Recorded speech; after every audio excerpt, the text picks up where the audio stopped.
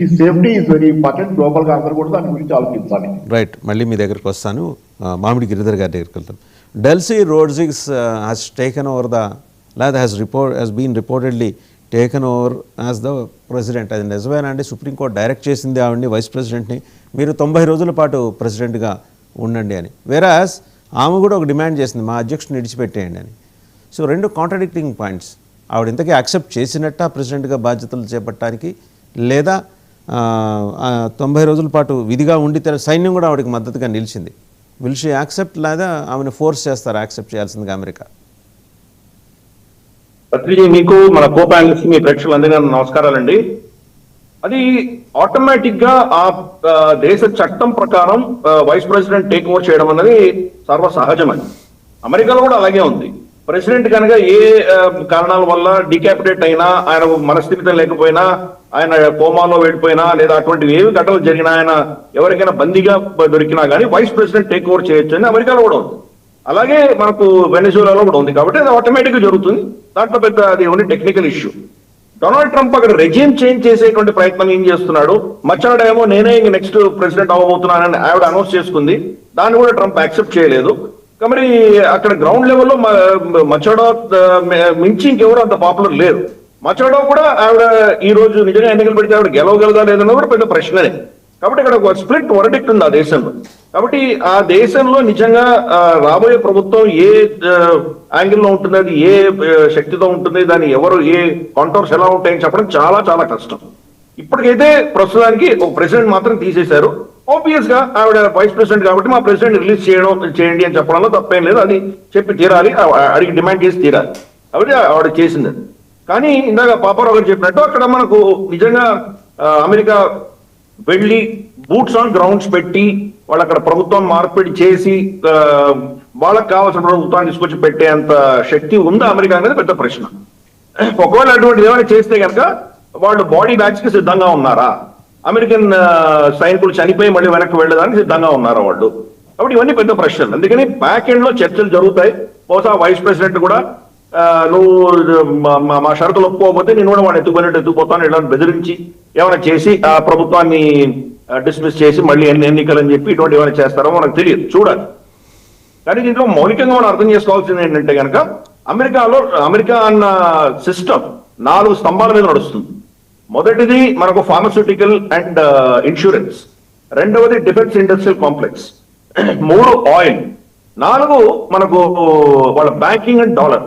ఈ 4 పిల్లర్స్ ఆధారంగానే మొత్తం అమెరికన్ సిస్టమ్ నడుస్తుంది. కాబట్టి ఈ 4 ఆధిపత్యాన్ని ఎవరైనా ఛాలెంజ్ చేస్తే యుద్ధాలు వస్తాయి. అన్ని యుద్ధాలకి మూల కారణం ఈ 4 దగ్గరే ఉంటుంది. మీరు చూసుకోవచ్చు, ఎక్కడ ఏ యుద్ధం చూసినా ఇదే ఉంటుంది. పైపెచ్చు డొనాల్డ్ ట్రంప్ అంటే ఇన్ఫాక్ట్ మనకు జో బైడెన్ హయాంలో కూడా ఇదే పాలసీ ఉండింది. రిపబ్లికన్స్ డెమోక్రాట్స్ ఎవరు ఎవరు వచ్చినా కానీ వాళ్ళ పాలసీ ఈ 4కి వత్తాసు పలికేటువంటి పాలసీలు ఉంటాయి.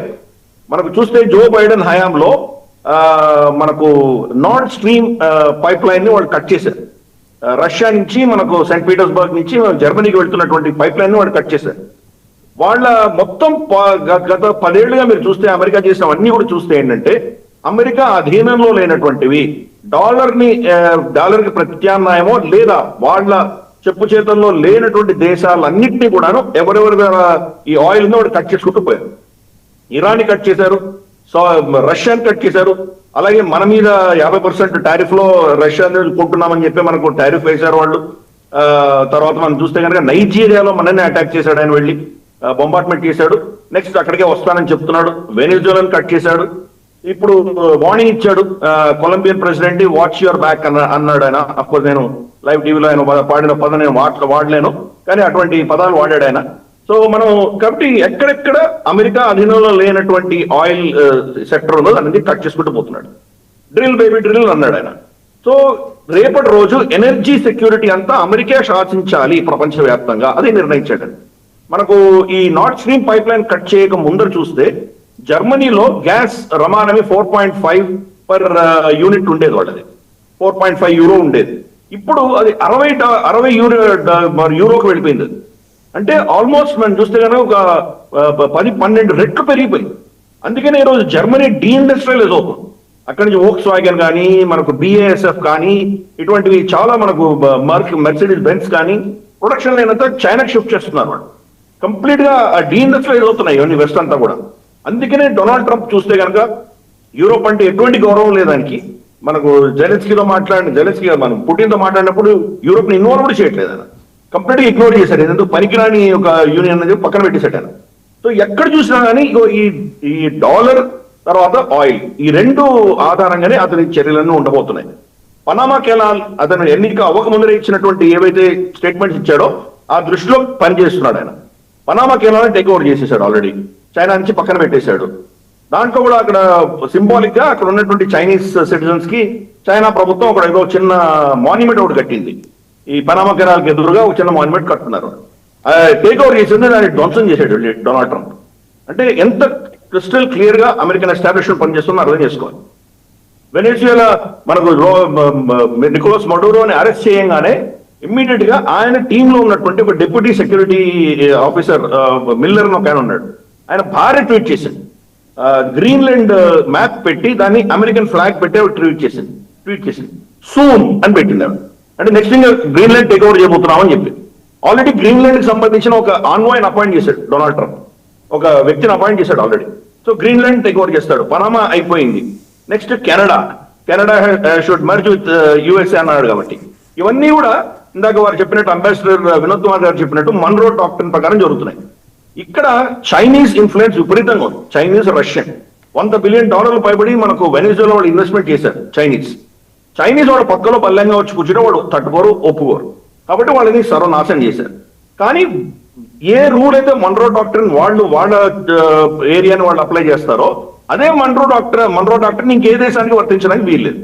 అందుకనే వాళ్ళు జార్జియాకి వెళ్ళిపోతారు, యుక్రెయిన్కి వెళ్ళిపోతారు, బాల్టిక్ దేశాలన్నీ కబ్జా చేసుకుంటారు, మనకు బాల్కన్స్ అన్ని కబ్జా చేసుకుంటారు, అన్ని నేటోలో కలుపుకుంటారు, రష్యాని మొత్తం ఆక్రమించుకుంటారు, రష్యాని ముక్కలు చేయాలి. అక్కడ మన్రో డాక్ట్రిన్ పనిచేయాలి. అక్కడ తన సెక్యూరిటీ కోసం వ్లాడిమిర్ పుటిన్ యాక్షన్స్ చేస్తేనేమో అతని వ్యతిరేకంగా ఇతను రాక్షసుడు, క్రూరుడు, హిట్లరు ఇవన్నీ బయటకు వస్తాయి. కానీ అదే అమెరికా చేస్తే మాత్రం అది వాళ్ళ యొక్క పాలసీ ప్రకారమే ఉంటుంది. కాబట్టి డొనాల్డ్ ట్రంప్ ఏం పెద్దగా గొప్పగా డిఫరెంట్ గా ఏం చేయలేదు. వాళ్ళ ప్రభుత్వాలు అన్ని చేస్తుంది, అతను చేస్తున్నాడు. పైపెచ్చు రీసెంట్ గా ఏమైందంటే మనకు చాలా ప్రభుత్వాల్లో మనకు బుష్ నుంచి తీసుకుంటే కనుక ఇటువంటి ఏదో స్పెక్టాక్యులర్ యాక్షన్ ఒకటి చేసి వాళ్ళు చూపించుకోవాలి, మేము ఇంత గొప్ప చెప్పుకునేటువంటి పరిస్థితి చూస్తున్నాం. ఫేమస్ మనం George Bush statement, we got him, ఆ స్టేట్మెంట్ అందరు తెలిసే ఉంటుంది. సద్దాం హుసేన్ పట్టినప్పుడు వి గాట్ హిమ్ అని చెప్పడం.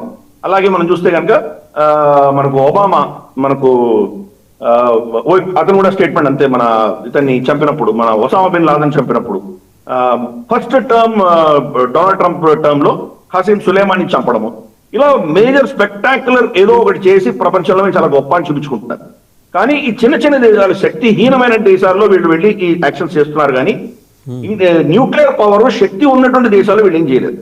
కోవర్ట్ గా చాలా ట్రై చేస్తున్నారు. ఇప్పుడు రష్యాలో ట్రై చేశారు, చైనాలో ప్రయత్నం చేశారు, భారతదేశం మీద ట్రై చేశారు. గతసారి ఏం జరిగిందో మనం చూసాం. వాళ్ళ మొత్తం యుఎస్ ఎయిడ్ వాళ్ళ ఫండింగ్ అంతా ఈ దేశంలో చాలా విపరీతంగా విస్తృతంగా ఎలక్షన్ ని మ్యానిపులేట్ చేసే దిశగా వాళ్ళ ప్రయత్నాలు చేశారు. ప్రతి దగ్గర వాళ్ళ ప్రయత్నం చేస్తున్నారు. కాబట్టి ఈ రెజీమ్ చేంజ్లు కోవర్ట్ ఆర్ ఓవర్ట్ ఏదైనా కానీ వాళ్ళ స్టేటెడ్ పాలసీ. ఈరోజు కొత్తదేం కాదు, ప్రతి ప్రభుత్వం చేసింది. 100 పైబడి తెలిసినటువంటి రెజీమ్ చేంజెస్ ఫీల్ చేశారు ఓపెన్ గా. తెలియనటువంటి ఇంకేం చేశారో మనకు తెలియదు, బ్యాక్ అండ్ ఏం చేశారో తెలియదు. కాబట్టి వాళ్ళ వర్చస్సును నిలబెట్టుకోవడానికి చేస్తున్నారు అన్నట్టు, అంటే ఏం మార్పులేదు. గిరిధర్ గారు ఒక ప్రశ్న, ఇప్పుడు కల్నల్ గడాఫీ, సద్దాం హుస్సేన్లకు పట్టిన గతే ఈయనకు కూడా పట్టబోతోందా? కరెక్ట్, అదే పడుతుంది. ఆయన కంప్లీట్ సిస్టమ్ నుంచి తీసేస్తారు. ఆయన బతికినా చనిపోయినా దాని పెద్ద డిఫరెన్స్ ఏం లేదు. Is out of the system. ఒకసారి ఆయన సిస్టమ్ నుంచి బయటకు వెళ్ళిపోయిన తర్వాత ఇప్పుడు వెనెజువేలా వాళ్ళు కంట్రోల్ తీసుకోవాలి. ఎలా చేస్తారో చూద్దాం మనం. అది ఒకసారి కంట్రోల్ తీసుకున్న తర్వాత oil and dollar is protected. ఈ రోజు డాలర్ పరిస్థితి ఏంటంటే కనుక క్రమేపీ ప్రపంచమంతా డీడాలరైజ్ చేస్తున్నాం. ఈ గతంలో ఏంటంటే కనుక ఈ మార్పులన్నీ చాలా సడన్ గా వచ్చాయి. ఫర్ ఇన్స్టెన్స్ మనకు 1945 లో మనకు వెస్ట్ఫాలియా అగ్రిమెంట్ ఇటువంటివన్నీ చేసి మనకు మన రెండో ప్రపంచ యుద్ధం తర్వాత అప్పుడున్నటువంటి సూపర్ పవర్ అయినటువంటి యూకే పౌండ్ దాన్ని డాలర్ కి షిఫ్ట్ చేశారు. వాళ్ళ బంగారం అంతా కూడా షిఫ్ట్ చేశారు. మన దగ్గర భారతదేశంలో లూట్ చేసినటువంటి బంగారము యూకే అమెరికాకు అప్పచెప్పింది.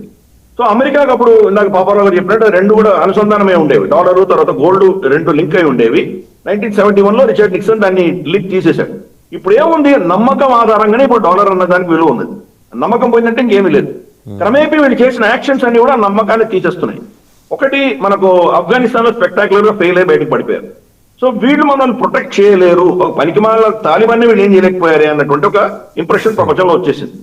రెండు, రష్యా ఎప్పుడైతే యుక్రెయిన్ లో వెళ్ళిందో, రష్యాని స్విఫ్ట్ నుంచి డాలర్ నుంచి వాళ్ళు కట్ చేసిన తర్వాత ఇదే కానీ మనకు కూడా పడుతుంది కదా, రేపు పొద్దున్న లేచి నరేంద్ర మోదీ గడ్డం తీసేయాలి, గడ్డం తీయకపోతే నేను మీ మీద ఏదో చర్య తీసుకుంటానంటే మన పరిస్థితి ఏంటి? సో వాళ్ళ ఇష్టానుసారం వాళ్ళు ఎవరినైనా ఏమైనా చేయొచ్చు కదా. సో కాబట్టి ప్రపంచంలో ఒక ట్రస్ట్ అనేది కంప్లీట్ గా అమెరికా మీద ఎరోడ్ అయిపోయింది. దాంతో ఎవరి కుంపటి వాళ్ళు పెట్టుకుంటున్నారు, ఎవరి పరిస్థితులు వాళ్ళు తెచ్చుకుంటున్నారు. దాంతో ఇప్పుడు ఈరోజు డాలర్ ని క్రమేపీ తగ్గించుకుంటున్నారు. మోదీ గారు ప్రభుత్వంలో వచ్చినప్పుడు 2014లో రఫ్లీ 75% మన ఫారెక్స్ రిజర్వ్స్ డాలర్ డినామినేటెడ్ ఉండేవి. ఈ రోజు అరౌండ్ 45 to 50% వచ్చాం, అంటే 20% తగ్గించాం.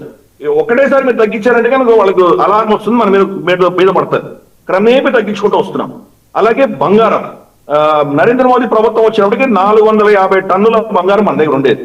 దాంట్లో కూడా రమారమి 250 టన్నులు 300 టన్నులు మనకు లండన్ వాంట్స్ లో ఉండేది. ఇప్పుడు ఈ గత 10 ఏళ్లలో మనం ఆల్మోస్ట్ 900 టన్నులు వెళ్ళాం, డబుల్ చేసుకున్నాం. బంగారం కొన్నామా, అక్కడి నుంచి ఆల్మోస్ట్ 300 టన్నులు 200 టన్నులు వెనక్కి తెచ్చుకున్నాం మనం. రేపటి రోజు వాళ్ళకి మనకు పాకిస్తాన్కి యుద్ధం అయ్యి మీరు ఈ రోజు పొద్దున 6 గంటలకు ఆపండి అని వాడు ఆర్డర్ ఇస్తే మనం ఆపలేదంటే అక్కడ ఫ్రీజ్ చేయొచ్చు. రష్యాగా చేయగాలని మనకెందుకు చేయరు వాళ్ళు? కాబట్టి నమ్మకం అనేది ఎరోడ్ అయిపోయింది. ప్రపంచవ్యాప్తంగా ఎరోడ్ అవ్వడంతో ప్రత్యామ్నాయాలు చూసుకుంటున్నారు. Rouble trade, rupee yuan trade, yuan rouble, ఇటువంటివన్నీ కూడా వచ్చినాయి. అందుకనే ఆయన చేసిన చర్యలని చూస్తే కనుక డాలర్ ని ఛాలెంజ్ చేస్తున్న వాళ్ళ మీద చేస్తున్నాడు. బ్రెజిల్ కి 50% టారిఫ్, మనకు 50% టారిఫ్. రష్యాతో ఏం జరుగుతుందో చూస్తున్నాం. సౌత్ ఆఫ్రికా G20 సమ్మిట్ అయితే సౌత్ ఆఫ్రికాకి రాలేదు. సౌత్ ఆఫ్రికా మీద చాలా ఆంక్షలు విధించాడు, చాలా వాళ్ళని తీసేసే ప్రయత్నం చేస్తున్నాడు. In fact next year G20 summit లో రామ్ ఫోర్స్ అనే ఇన్విటేషన్ కూడా ఇవ్వను అని చెప్తున్నాడు డొనాల్డ్ ట్రంప్. సో ఈ అక్కసంతా కూడా బ్రిక్స్ దేశాల మీద ఆయన పడ్డాడు. ఇప్పుడు ఎందుకు? డాలర్ ని ప్రొటెక్ట్ చేసుకోవాలి కాబట్టి. కానీ భారతదేశాన్ని ఏం చేయలేడు, మనతో యుద్ధం చేయలేడు. అలాగే చైనాని యుద్ధం చేయలేడు. చైనా మీద ఒత్తిడి తీసుకొచ్చాడు, 140% అన్నాడు, అది బెదిరించాడు. చైనా దగ్గర లీవర్స్ ఉన్నాయి కాబట్టి చైనా అమెరికాని దాసోహం అనిపించగలిగింది. మొదటిది, వాళ్ళు వాళ్ళ దగ్గర కొన్నటువంటి కార్న్, తర్వాత మనకు సోయా అది కట్ చేసేసారు. రెండు, వాళ్ళకి రేర్ ఎర్త్ మినరల్స్ ఎక్స్పోర్ట్ మానేశారు. దాసోహం అని పడిపోయాడు, కంప్లీట్ గా వాళ్ళ కాళ్ళ మీద పడ్డాడు డొనాల్డ్ ట్రంప్ వెళ్ళి. భారతదేశం మీద ఇప్పటి వరకు 50% వేసినా మనం తక్కువ కలిగాము కాబట్టి ఏం చేయలేకపోతున్నాడు. సో ఈ పెద్ద పెద్ద దేశాలను వీళ్ళు ఏం చేయలేకపోతున్నారు. చిన్న చిన్న దేశాల్లో బెదిరించి మేము చాలా గొప్ప అని చెప్పి వాళ్ళ కాన్స్టిట్యూన్సీకి ఏదో డబ్బా కొట్టుకునేటువంటి పరిస్థితి తప్ప ఇంకేమీ లేదు. షార్ట్ టర్మ్ లో అమెరికాకి లాభాలు, అమెరికా మీద నమ్మకం పోయింది కాబట్టి అమెరికా సిస్టమ్ అంతా కూడా కొలాప్స్ దిశగా వెళ్తోంది. గతంలో లాగా ఒకరోజు కొలాప్స్ అవ్వదు, 10 డిక్లైన్ అయిపోయే పరిస్థితి మనం చూస్తున్నాం. మళ్ళీ మీ దగ్గరకు వస్తాను. పాపారావు గారు క్విక్ గా మళ్ళీ అంబాసిడర్ గారు. ఏం లేదు, గిరిధర్ గారు చాలా బాగా చెప్పారు. Accept 100% accept with him. That is basic గా there is a lot of understanding. ఆయన రైట్స్ కుంటారు కదా లేకుంటారు కానీ, but basically as far as Indian perspective is concern, nationalistic perspective is concern, is 100% right. And America is on the decline కాదు, disintegration అవుతుంది ఆ system మొత్తం. రెండోది ఏంటంటే ఇక్కడ మీకు సార్ చాలా చెప్పారు, ఏది మన భారతదేశం ఏం చేయలేకపోతున్నారు, అది నిజమే. కానీ నార్త్ కొరియాని ఏం చేస్తున్నాడు? చిన్న దేశమే కదా. తంతాననేవాడు అంటే, తంతానికి ఆయుధాలు ఉన్నవాడంటే భయమే అమెరికా కదా. అసలు చిన్న దేశమైనా ఇరాక్ ఎందుకు చేయగలిగాడు? వెపన్స్ ఆఫ్ మాస్ డిస్ట్రక్షన్ లేవని అక్కడ జాగ్రత్తగా అన్ని చెక్ చేసుకొని వాళ్ళు మనల్ని ఏమి చేయలేరు, మనం ఏం చేసిన తర్వాత యుద్ధం చేశాడు ఇరాక్ మీద. అట్లాంటివి కుదరదు అనుకున్న తర్వాత నార్త్ కొరియా ఇంత దేశం వాళ్ళు, అది సిస్టమ్ మంచిదా కాదా అది నియంతృత్వం, అది వేరే చర్చ.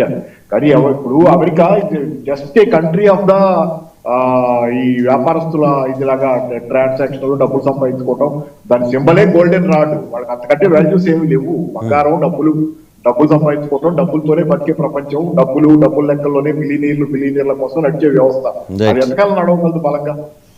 రైట్, ఒకసారి అంబాసిడర్ గారి దగ్గర. అంబాసిడర్ గారు, Afghanistan failure model, Vietnam failure model, వాళ్ళు ఎక్కడ అడుగు పెడితే అక్కడ అరాచకం చేసి తర్వాత తలంచుకొని పారిపోయి వాళ్ళ దేశానికి వెళ్ళటం, ఇలాంటి దేశంతో ఎన్నాళ్ళు భరించారు? ఇప్పుడు రేపు పొద్దున సందేహం ఏంటంటే, మనం బంగ్లాదేశ్ మీదో లేకపోతే పాకిస్తాన్ మీదో ఇలాగే వెళ్ళాం అనుకోండి, వెళ్ళి అసదుద్దీన్ అన్నది ఇర్రిలవెంట్ అయి ఉండొచ్చు కాక, బట్ నిజంగానే లేపుకొని వస్తే ఊరుకుంటాడా? మళ్ళీ మన మీద పడిపోతాడా? అంటే ఆయన చేస్తే ఒకటి, మనం చేస్తే ఒకటా? మసూద్ అజర్ ఎక్కడున్నాడో మన ఇంటెలిజెన్స్ ఏజెన్సీలకు తెలియక కాదు కదా. ఎందుకు అంతర్జాతీయ చట్టాలకి లోబడి గౌరవించి అలాంటి హోప్లెస్ వీడియో ఇప్పుడు మీరు చూస్తున్నారు. హెడ్లీ ఈ హెడ్లీ వీళ్ళందరినీ